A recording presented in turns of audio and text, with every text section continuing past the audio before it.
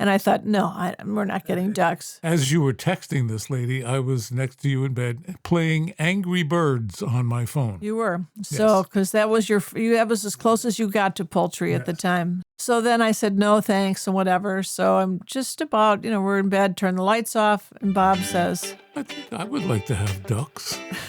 And I went, no. Welcome to the KnifeWife podcast. I'm Suz, married to Bob Terzuola. This podcast is about couples who live, love, and work together. It has little to do with knives.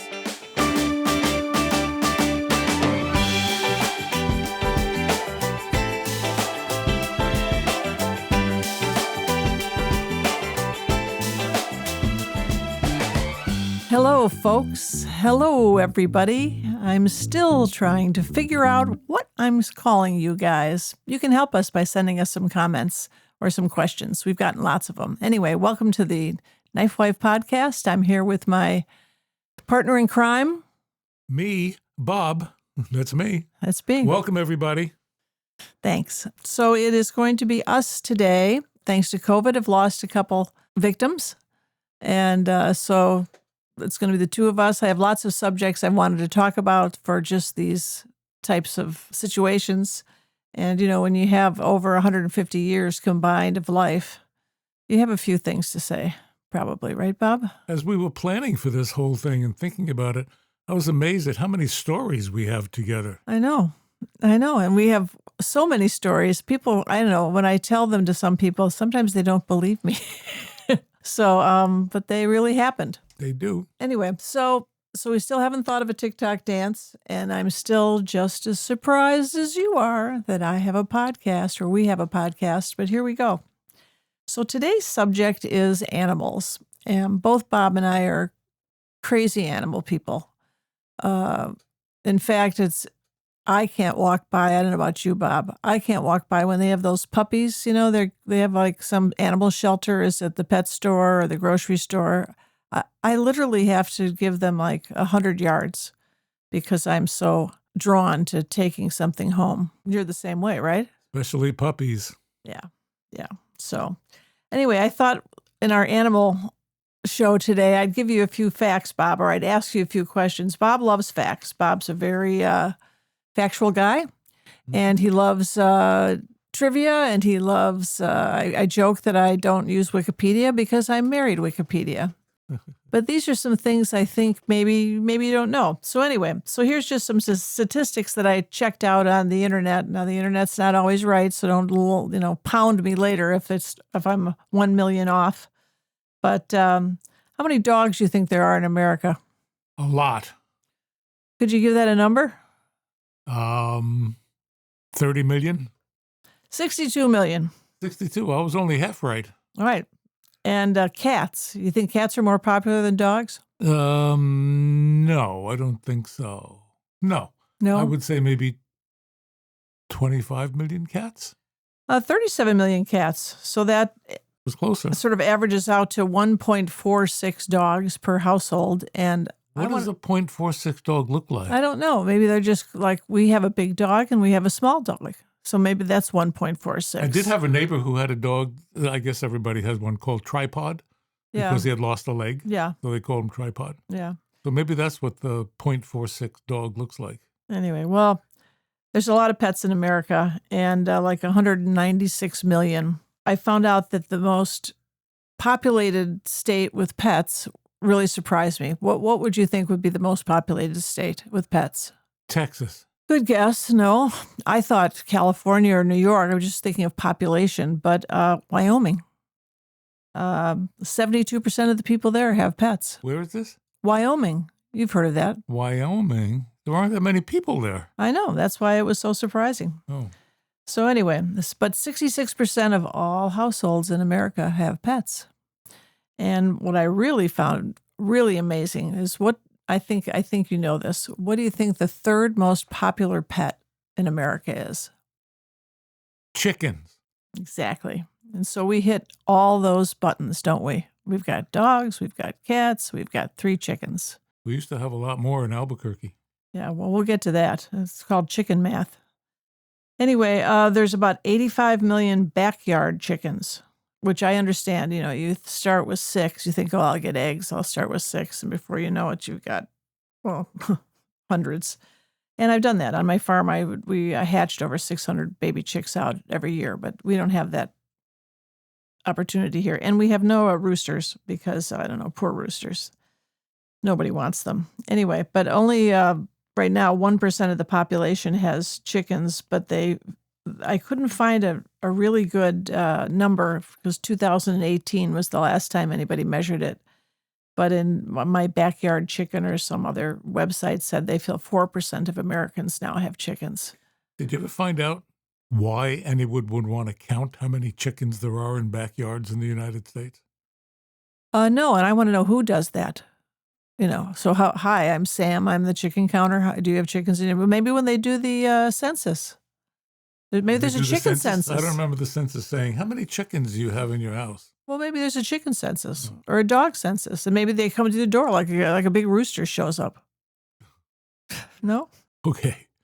Anyway, so the fact that that's the third most popular pet in America blows my mind, because when I used to tell people I had chickens years ago, they looked at me like, oh, are you a farmer? No, I was a farmer, but I've continued to have chickens for over 30 years now, 35 years.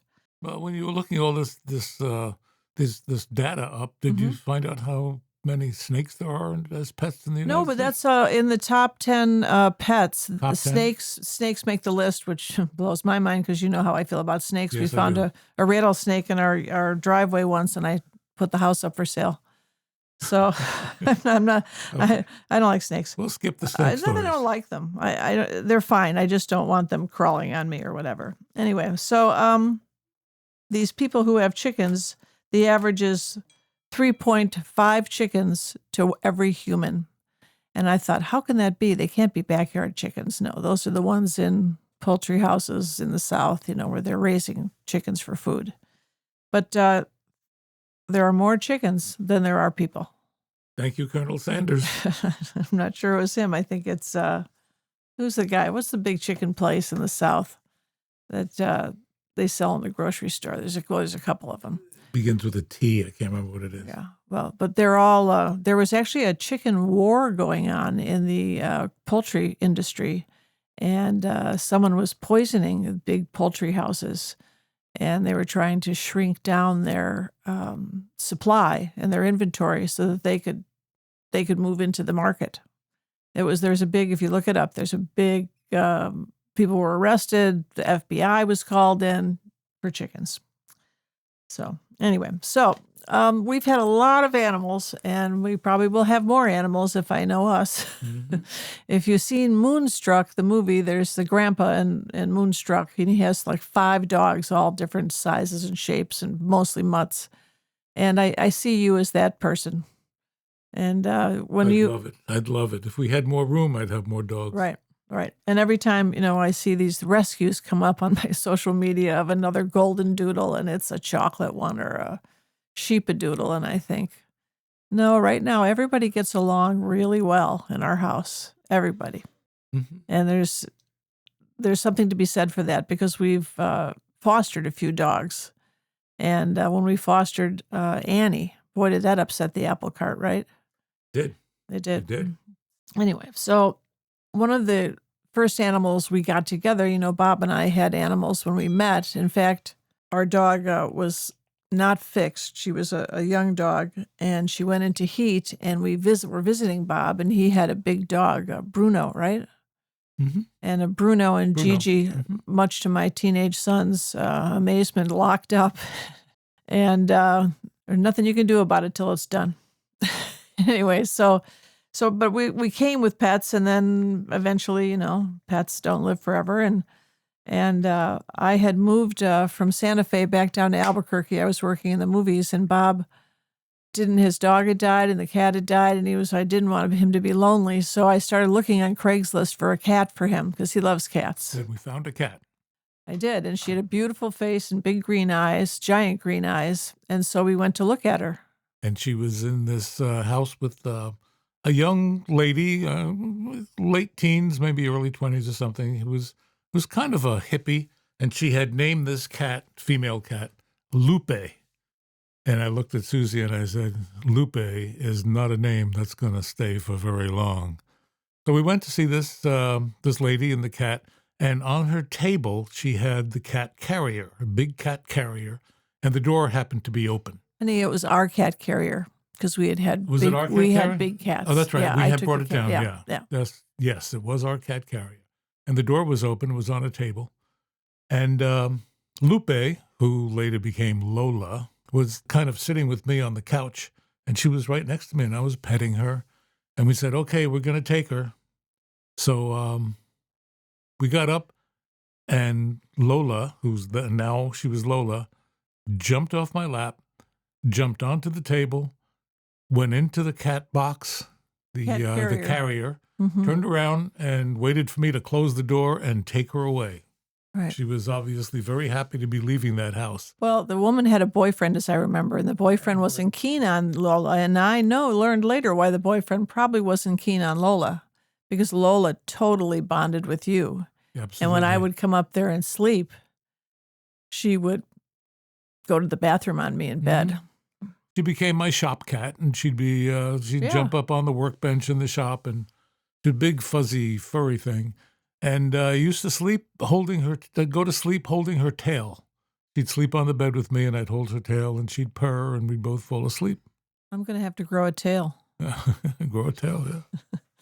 Anyway, so then we moved from there. Okay, so I was living with Bob in Santa Fe, but I was working in the film industry, and the show I was working on was in Albuquerque, and it's not a bad drive. It's for California, it's a nothing drive, about 50 minutes down there. But in snow on La Bajada Hill, it was really tough in winter.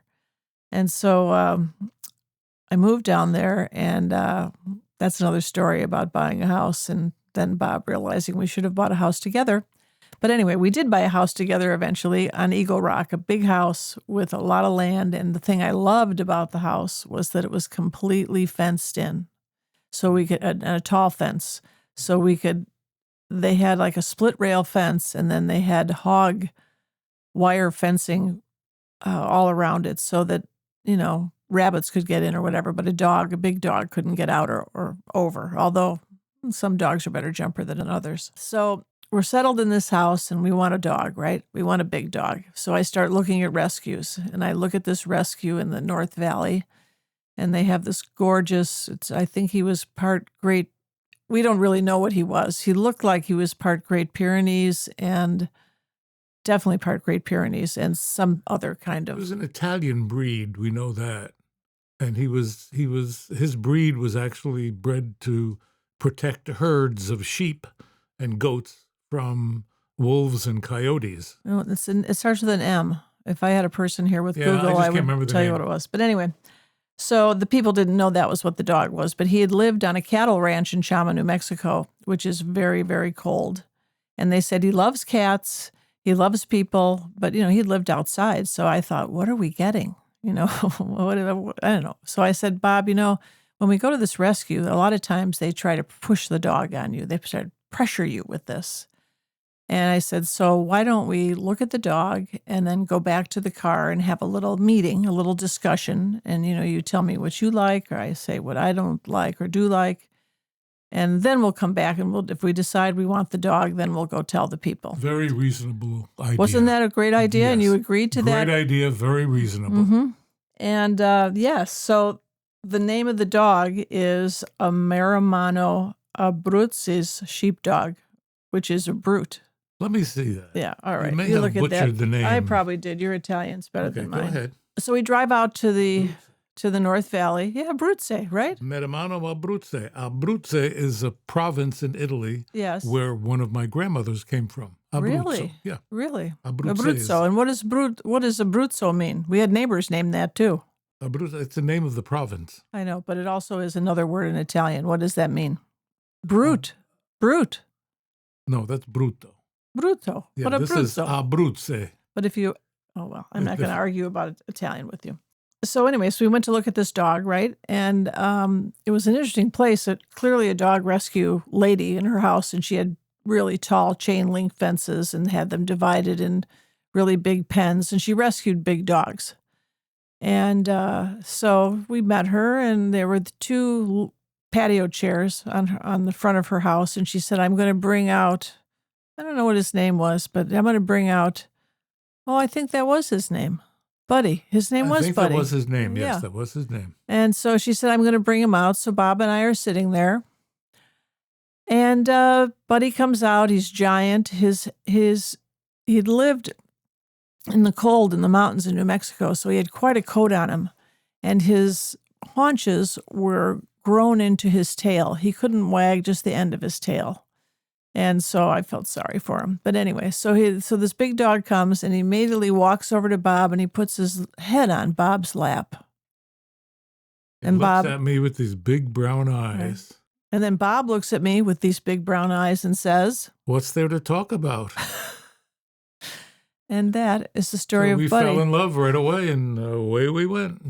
Well, we did, but we did another similar thing that when we got Lola. You opened the back of the Yukon, and he just went running and jumped in the Yukon like he'd been doing it forever. Yep. And the first thing I did when we got him home was to cut his tail free, and he was sunning himself on our front porch.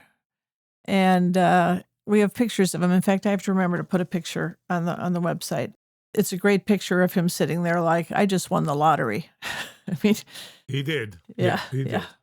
Yeah. So anyway, so we lived in an area that everybody had an acre or two of land, and lots of people had horses, and our neighbors had chickens. And one of our very close neighbors, when I used to walk Buddy, had a horse and a couple horses and a donkey. And I think she boarded the horses because they came and went, but there was always one old white horse.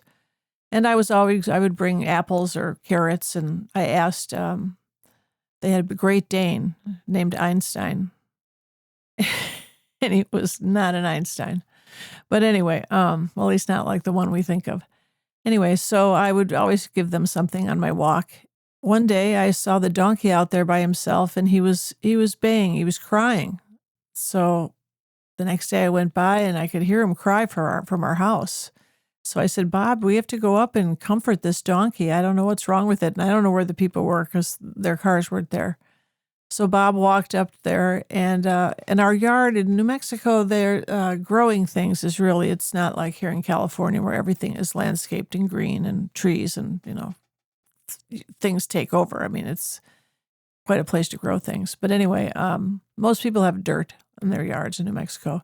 The people who had our house had what I call zero-scape. Not zero-scape, which they just put rocks all over the yard. But they were actually not bad-looking rocks. They were a mix. Anyway, so you couldn't have a hooved anything on those rocks. It would kill them. You'd be taking your hoof pick and taking those rocks out every day. But anyway, so we go over to see the donkey, and Bob looks at me and says, "Can we take him home?" Yeah, I'm like, Bob, we are way too old for hoofed animals. I would love to have had a donkey in the house. Well, I had miniature donkeys. They're wonderful in the house. Arnold Schwarzenegger does it. Yeah, he has a miniature donkey and a miniature horse. You're right. But he's Arnold Schwarzenegger. He has people. Anyway. Of course, I don't know Arnold Schwarzenegger. That's for sure. Anyway, love you. So anyway, so we did not get the donkey, and I came back and I said to Bob, these are stones, and I explained to him he'd never had horses or donkeys or any hooved animals. I said, one, we're too old for hooved animals. The amount of excrement that comes from them I'm not shoveling that anymore. But then not long after that, we had gotten chickens, and at this point, what did we build? We built the chicken mahal. Yeah. The chicken mahal, which was a very pretty coop. And I'd had lots of experience with chickens in my life. So I had the room to build a coop. I've always had to make one from something that was already in a barn or whatever. And this time I got to build one from scratch. So Bob was game to build the coop mahal. And then we fenced in an area and put netting over the top so that they could roam, because hawks take chickens. People free range their chickens, and they wonder why when they let them out in the morning they had 7, and then when they took them in at night there's 5. And I say to them, you're just, it's the food chain. That's just how it is. So anyway, so Bob built this chicken wall. In fact, my neighbor helped because we had a neighbor who, when he was moving in, I saw him moving this wood stuff, and I thought, that looks like a chicken coop. So I yell, I don't know this person, I yell across, do you have chickens? And he's like, yeah, we just brought 5 from California. I'm like, I'm going to love these people. And I did. But anyway, he helped. My son Alex helped, and I had to line their area where they were, roaming all day with hardware cloth. Mhm. And I sewed all the seams up. I mean, it took me weeks to sew those seams up. And meanwhile, our baby chicks were getting bigger and bigger, and we had to build this thing. But we got it built. And I don't know, the people who bought our house didn't want chickens. They left it there. But anyway, if anyone who's listening loves chickens or has had chickens, it's addictive. If you really like them, it's hard to say no. So I was, part of poultry boards. I was part of poultry clubs. And so, they got a baby chick of a fancy breed you like, or somebody's moving, and then, okay, I'll take them. Well, before I knew it, I had 60 chickens. And, and I was I thought there was 36 chickens. Yeah, because I lied. She lied to me. He stood out there one day and said, how many chickens you can't do we count have? them. They're always, they're moving this way, they're moving that way, they're up, they're down, they're in the coop, they're out of the coop, Yeah. And I counted them by breed, so I knew how many chickens we had. And I was raising Swedish flower hens and calico cochins, which the Swedish flower hens were wonderful. I had to import those. That was quite an experiment in farming. Anyway, they were wonderful, wonderful birds. They were really tame. They laid beautiful eggs. We had a rooster named Walter. And for people who don't know a lot about chickens, roosters don't live as long as hens because they're in fight or flight mode all the time. Their heart beats many more times than a hen's does. So they one day Walter just fell to the ground and that was it. But Walter was not a mean rooster, which most roosters get mean once they get breeding. He was a nice rooster. Because roosters want to do two things. They want to hop on every hen, and they want to kill anyone that might want to hop on their hens. And they don't know. They can't tell the difference. Yeah. So anyway, so we walked out one day, and I had talked to my neighbor who had chickens, and she was one day I'm going to out you. She was accumulating quite a bit, and her daughter was in 4-H, and her daughter loved chickens. Her daughter would dress them up, and we would take pictures of the baby chicks on toy motorcycles, and we did all this crazy stuff. But when you did come out that day, you said, well, how many chickens do we have, Susan? And I said, 30, 35, not 60 some. So sorry. Anyway, she was, Wendy was on the same thing. Her husband said, how many do we have? And then he brought that big black, the chicken, the rooster that's all black. And they're usually about 14 pounds. I can't think of the name of the breed, but the comb is black, the wattle's black, everything is black on the chicken. And he won the prize. But one of my favorite memories and pictures, I have a picture of this, is Buddy, our dog, who was very protective of herds. He was bred for protecting cows and sheep and so forth.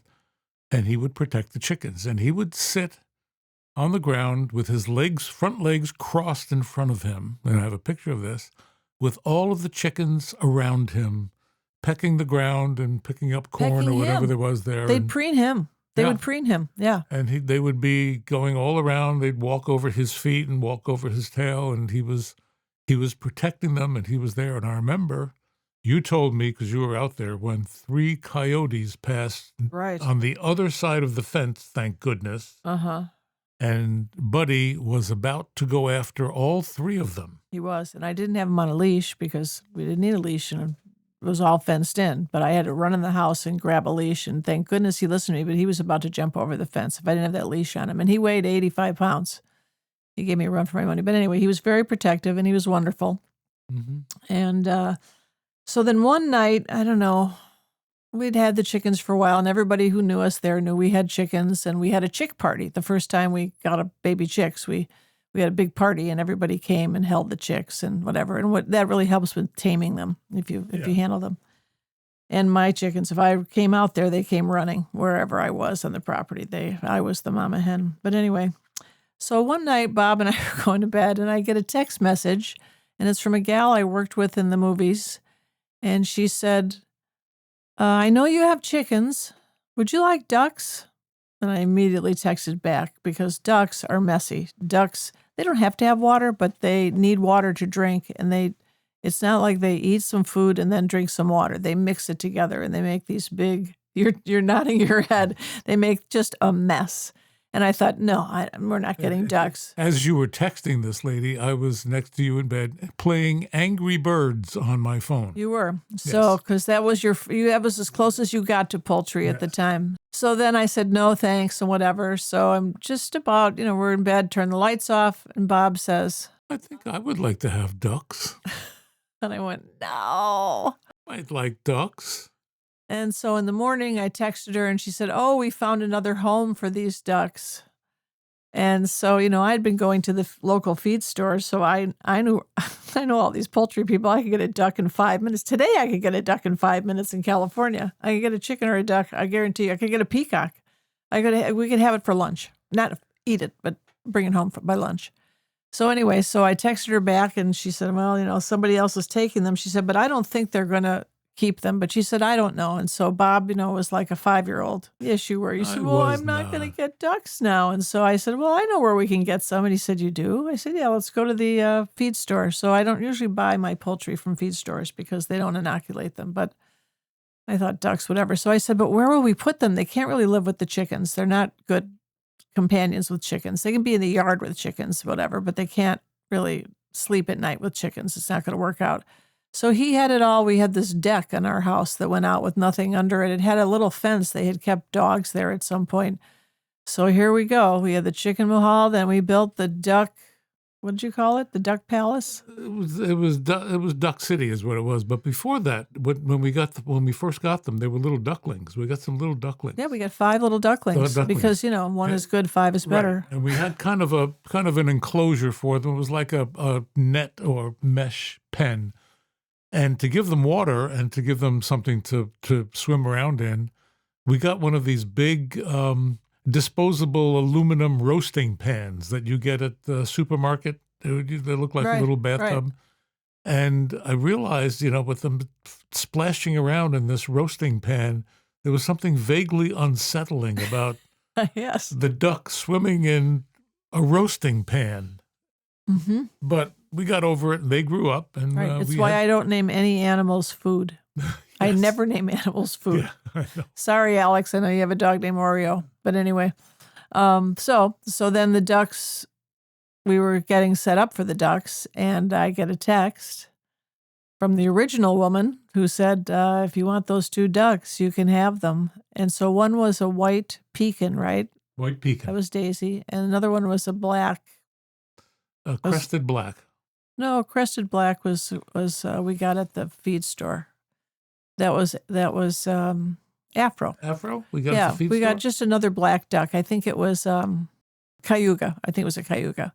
And we got some Cayugas, and we thought we had a runner duck, but it wasn't. And then we got a crested black, which we learned later when we got home because you couldn't pick them up and look at them in the feed store. I didn't like that. She had a bad leg. So we had a special needs duck. And then we had the other 6, and you built a beautiful enclosure for them. They graduated to a kiddie swimming pool. Mm-hmm. And then they graduated even more because we had a swimming pool. And so when we would go swimming, we would roll the cover back that was covered. Open up the gates, bring the ducks out, and the ducks would go running, and I'd say, everybody in the pool, and away they went. And they had a good time. It was a great time. It really was. And then we got it there. We've told the story of the state fair winner duck that Matilda. came. Matilda, the $1,000 duck. She caught Swedish gray. Swedish blue. Big, beautiful duck. Swedish blue. She was gorgeous. But she had a lot of health issues. We had kept going to the vet with her. Yeah. I called her the $1,000 duck. Anyway, so we had those ducks for a long time. Then we found when we moved to California, I thought, well, we're not going to have ducks in the condo that we were supposed to be moving to. So we found homes for them. We did. Good homes for them. I had never really lived with ducks until this. And everybody would give Bob stuff for ducks. Oh, and then Matilda was sick at the vet, and the vet didn't think she was, she stayed overnight in the animal hospital, this Swedish blue. The vet didn't think she was going to make it. So I went to the feed store almost every week. So I went to the feed store, and they had little tiny black and white call ducks. And call ducks are what hunters actually put to call. Before they had good duck calls, they use call ducks. And when they make their noise, it supposedly attracts other ducks. I don't know. I've never hunted anything. Speaking of which, let me give a little factoid. Okay. It's only the female ducks that quack. That's correct. Quack, quack, quack. The male ducks chirp. Chirp, chirp, chirp, chirp. They don't quack. I just thought What an everybody would like impression to you know do. What impression? Do you know other impressions that I don't know of? that. Yeah. Yeah. Yeah. So they had these two baby black and white call ducks, and I knew they wouldn't get very big. I also knew I should trim their feathers because they can really fly. Our ducks that we had were meat breeds, and they were wide body ducks. They could fly, they could puddle jump, but they couldn't really fly. And they used to come all over. They'd follow me, and they'd be at the front door in the morning tapping. Oh, and when we watched TV, where the TV room was, their pen was outside there. It was right next to where we had the TV room. We'd turn on the TV and they'd start making all their noises, talking to us. So anyway, so I brought those two home, and you called them Apron and Bib. And Bib because of their markings. They were all black except for one which had a white streak completely down the breast, and the other one had a small white streak just under her chin. The one Ducks have chins? They have chins. It's They underneath do? their beaks. Under their beak. Where else would a chin Oh. be? I don't know. On a duck, I didn't know they Yeah. had chins. Okay. So one was Bib and one was Apron. Right. After they grew up, we have a couple fun stories. We had some guys visiting from Taiwan, and I was in Barcelona doing a artist residency, and I don't know if it was Bib or Apron. Do you remember which one it was? That when the Taiwanese were visiting, when you were teaching them how to was make Apron. knives, it was Apron. Apron. Anyway, she kind of disappeared, and Bob didn't know where she was, and we let them out during the day in our yard. So I get this text from Bob in Barcelona with a picture of a baby duck, and I'm like, "What, did he go buy a baby duck when I was gone?" No, She had a hatched baby. one egg, which I'm surprised any hatched with all the varmints we had there. So, and it wasn't in the pen; it was somewhere in our outside. yard, under a bush. Under a bush. So Bob was panic stricken because he said, "What am I going to do? How am I going to?" Because when we had the ducks before, we had to take care of them. They didn't have a mama. I said, "Oh no, she'll be fine. The mama will take care of her. You don't have to do anything." Yep.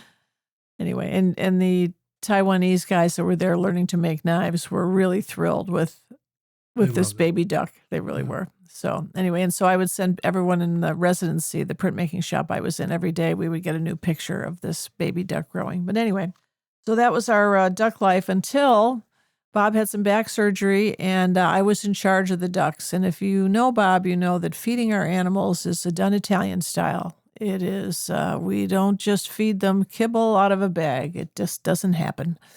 I mean, he mixes it and puts this in and that in, and he bought oatmeal. I had to join Costco because he was Celery.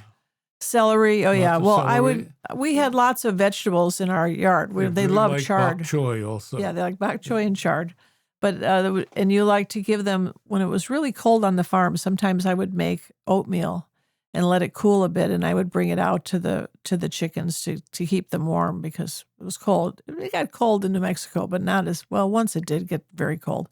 So Bob was going to have the surgery, and he would be there for a few nights, and he was supposed to go to rehab. No, not Amy Winehouse rehab, the other kind. And so he wouldn't be home, and so I got specific instructions how to take care of them and what I was supposed to do. And like I don't know where I'd been all this time. You've been racing them. So so he goes to have the surgery. In the morning, I drop him off at 5:00 in the morning, and I come back to feed all the animals, and I let the ducks out, and there was a flock of birds in the yard. And Apron goes out, the little call duck, and they start to fly away, and she flies away with them. I'm like, oh, God, not on my watch. Oh, my God. And so I should have cut her feathers, but I didn't. I immediately cut the other one's feathers. Immediately. And so, I went to the hospital. Bob said, "How are the ducks?" I'd say, "Fine." And every day I called animal control and I called the animal rescue places. I called them so much that by about the fourth day, I'd just say, "Hi, it's me again. Has anyone turned in a black and white duck?" And no. So I was like, oh my God, he's going to be home soon. How am I going to tell him the duck flew away? He's never going to forgive me. He loved these little ducks. So the day he was coming home from the hospital, I went to feed the ducks in the morning, and here was Apron sitting outside the door. I'm like, you get here over here. So I locked them all in. I wouldn't let them out in the yard. I wanted to make sure they were all accounted for before Bob got home, which they were. And he spent in a recliner for a few weeks, but he could see outside the window of the TV room. He could see his ducks out that window. So that was pretty comforting, right? Mm-hmm. Yes. And then I know that 37 million people in America have cats, but we had one cat, we had Lola, and Bob wanted, I know, kittens. And a very long story short, we got 2 kittens and Brothers who were, what they were doing what kittens do. They climbed on everything. We had these latias that New Mexico houses have that are like a jungle gym. So the cats are like, wow, this house comes with its own climbing thing, and it was huge. We had big, big windows, and I bought custom-made drapes because you couldn't buy anything else. And I had never bought draperies that were so expensive in my life. And these cats started climbing the drapes. I was like, oh, no, you're not climbing those drapes. So I got big, heavy drop cloths and duct tape, and I opened the drapes, and I wrapped it around the curtains. And I thought, they're going to outgrow this kitten thing. They're going to be calmed down. Well, they never did calm down. So I took them for some checkup with the vet, and he was retiring. And I said, I've never declawed a cat in front, but what do you think of that? What are your opinions? I said, I know the real cat lovers don't like that. I said, but they're destroying everything in our house. They destroyed chairs, couches, everything upholstered. And I'd done all the things, put stuff on there and tape and pepper and all the stuff. So he said, well, I do this laser declawing. He said, and I just laser off where the claw comes out. I don't dig in and take off the first knuckle. They'll have all their joints and digits. And he said, it's really, they'll come home that day and they won't need special litter and they'll be fine. I never heard of that. So I said, okay, I'm going to do it. And so cat people, forgive me, but, it was that or rehome them, which Bob hates the word rehome. And don't you? Yep.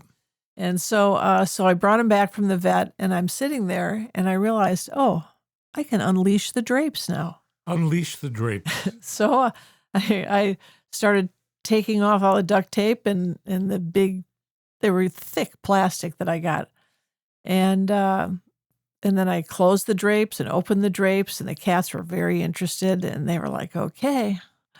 And they went running to the drapes, and they got about a foot, and they couldn't climb them anymore. And I sort of did this with my hands, and I said, well, I've leveled the playing field, boys. The rest of the house you can have, but you can't have my drapes. But anyway, so now we have a golden doodle and a East LA rescue that we got here. Gigi and Vinny, everybody who knows us knows about Gigi. She goes to shows with us. We just dropped the Tamar episode and where Gigi goes and she gets her own exhibitor. Our little Maltese mix, he's a terrier, mutt, whatever you want to call it. He's a terrier, and he's a racist. He's a racist. He's from East LA, and if anybody's wearing a black baseball hat and sunglasses, or a black hoodie and has the hood up, Vinny will try to kill you. Yeah, and he's only about 10 pounds. Anyway, so we had many more stories in Albuquerque than we do in California with our animals. And I think we're, 2 cats, 2 dogs, 3 chickens. I think we're at our limit. Probably, yeah. Although if another dog shows up, I'm sure I would take it in. I know. Anyway, and one time we thought we lost our cat, and I thought, oh, we're down 1 cat. That's okay. But no, he was just in the kitchen cabinet because we have cats who can open every cabinet every door in our house. And this lost cat, Figaro, was in the cabinet above the refrigerator. So he had to jump on top of the refrigerator, which sticks out an inch. Yeah. And then open the cabinet and go inside. So anyway, that's about it. Thank everybody for listening. Love to hear your pet stories. We're never tired of that. Like us, follow us. And all I can say is I love you guys who are writing nice things and texting us and sending us emails. And we're going to keep doing this until we think of a TikTok dance, right, Bob? Sounds good. Okay. And I want everybody to remember what Will Rogers said. Ah, Will Rogers said, if dogs don't go to heaven, I want to go where they go. that's all. Good night, Gracie. Thanks for listening. If you like what you're hearing, please share this with a friend and subscribe where you listen to podcasts. Please support our efforts through Patreon at TheKnifeWife, and for all Terzuola goodness, go to terzuola.net. And remember, if you're not laughing, you're not living.